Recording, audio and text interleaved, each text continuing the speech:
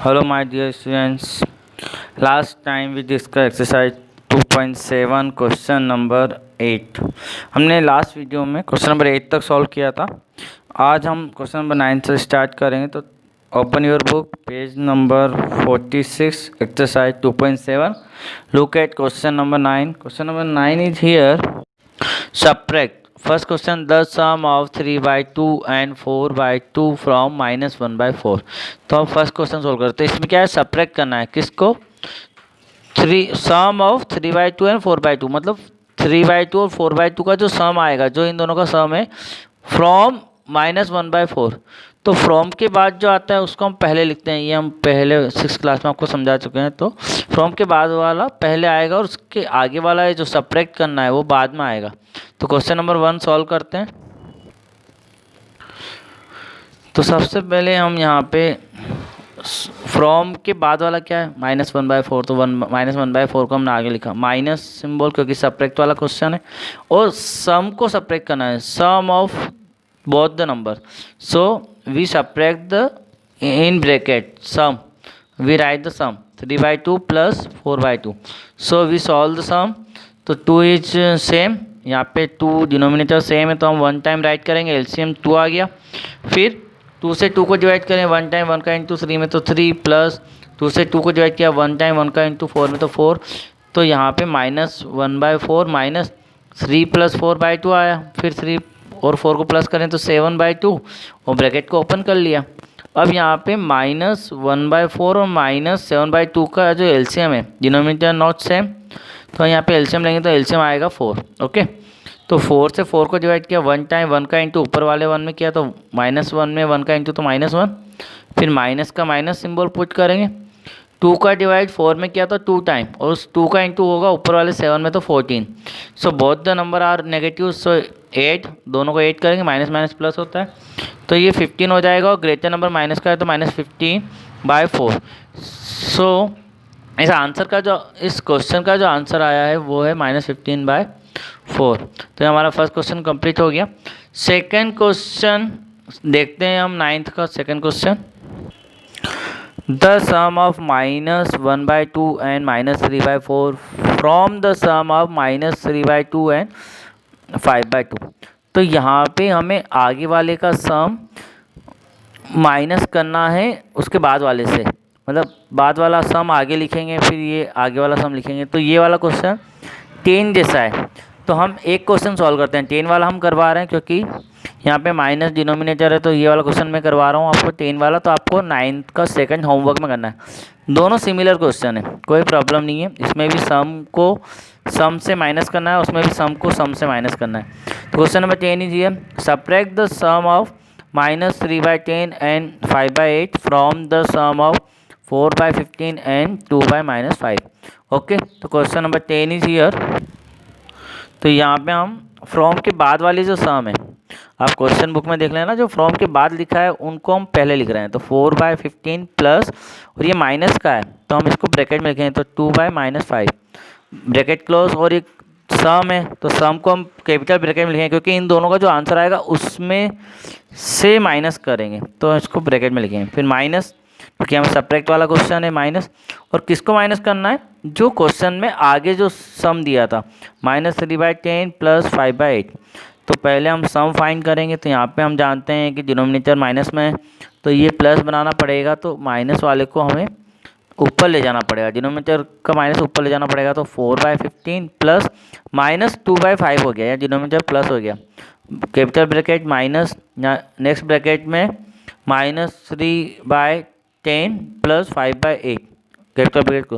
अब यहाँ पे 15 और 5 का एलसीएम लेंगे तो हमारा 15 आएगा। ओके, तो 15 से 15 को डिवाइड करें तो 1 टाइम, 1 का इंटू 15 के ऊपर वाले 4 में करें तो 4 × 1 4 ही आएगा, प्लस 5 का डिवाइड 15 में करेंगे 3 टाइम आएगा, और 3 का इंटू -2 में होगा तो -6। तो -6 को ब्रैकेट में लिखा अभी, क्योंकि हमने ब्रैकेट ओपन किए ही नहीं।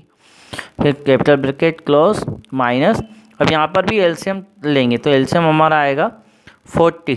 ठीक है, आप एलसीएम लेके देख लीजिएगा, हमने एलसीएम ले लिया तो 40 आया। अब 10 का डिवाइड 40 में किया तो 4 टाइम, उस 4 का इंटू -3 में करेंगे तो -12, प्लस 8 का डिवाइड 40 में करेंगे तो 5 टाइम, और 5 का इंटू 5 में होगा तो 25। अब यहाँ पे 4 और प्लस माइनस क्या बना माइनस, एंड 6 अपॉन में 15 है माइनस, यहाँ पे एक नंबर प्लस का एक नंबर माइनस का है तो हम माइनस करेंगे, तो 25 से 12 गया तो 13, और ग्रेटर नंबर प्लस का है तो प्लस के 13/40। अब ब्रैकेट ओपन कर रहे हैं तो पहले तो हम 4 और 6 को माइनस करेंगे तो 2 आएगा, और ग्रेटर नंबर के आगे माइनस है क्योंकि 6 के आगे माइनस है, तो माइनस का 2/15 माइनस, ब्रैकेट ओपन कर लिया तो अंदर कोई भी सिंबल नहीं है तो डायरेक्ट 13/40 हो जाएगा। अब यहाँ पर हमें इनको एलसीएम लेके सॉल्व करना है, तो 15 और 40 का एलसीएम जब हम लेंगे तो हम जानते हैं 2 से जाएगा 20 टाइम, फिर 2 से 10 टाइम, फिर 2 से 5 टाइम, फिर 3 से जाएगा 5 टाइम, 5 टाइम, तो फिर 5 से जाएगा 1 टाइम। तो एलसीएम जो हमारा आया है यहाँ पे वो आया 2 2 जा 4, 4 2 जा 8, 8 3 जा 24, 24 5 जा 120, ठीक है। तो 120 आपका एलसीएम आया, तो हमने एक लाइन खींच कर नीचे 120 लिखा एलसीएम वाला। अब 15 को डिवाइड करें 120 से तो 8 टाइम, 8 का इंटू ऊपर वाले -2 में होगा तो 8 इंटू 2 -16, माइनस राइट करेंगे, ये वाला माइनस राइट करेंगे, ये 13 के आगे वाला माइनस हमने ये राइट किया। फिर 14 का डिवाइड 120 में होगा तो 3 टाइम, और 3 का इंटू 13 में होगा तो 39। ओके, दोनों माइनस के हैं तो प्लस हो जाएंगे, तो -55 अपॉन 120। अब ये दोनों हमने 5 से कट किया है, 5 1 जा 5, 5 1 जा 5, एंड 5 2 जा 10, 2 बचा तो 5 4 जा 20, तो -11/24 हमारा आंसर आया। तो ये हमारा क्वेश्चन कंप्लीट हुआ। आप अच्छे से इसको देख लें, बहुत इजी क्वेश्चन है, और वो जो रिमेनिंग क्वेश्चन है आपका वो आप सॉल्व कर लेना। नेक्स्ट आगे बढ़ते हैं। हाँ, तो नेक्स्ट टॉपिक हमारा multiplication of the rational number.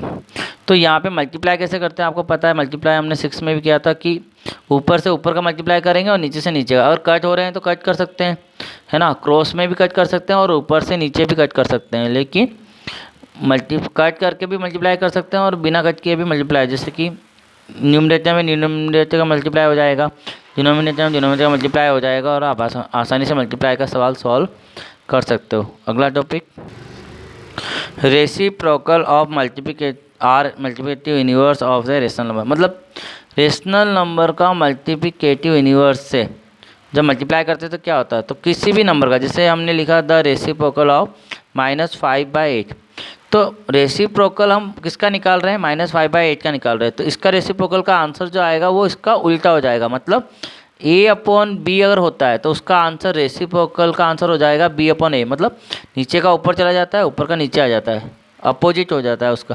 तो मल्टीप्लिकेटिव इन्वर्स का है या रेसिप्रोकल का है, दोनों एक ही बात है, रेसिप्रोकल भी कह सकते हो और मल्टीप्लिकेटिव इन्वर्स भी कह सकते हो। तो उसमें उल्टा हो जाता है, जैसे -5/8 का आंसर क्या हुआ, 8 ऊपर चला गया, -5 नीचे आ गया, ये आंसर भी सही है।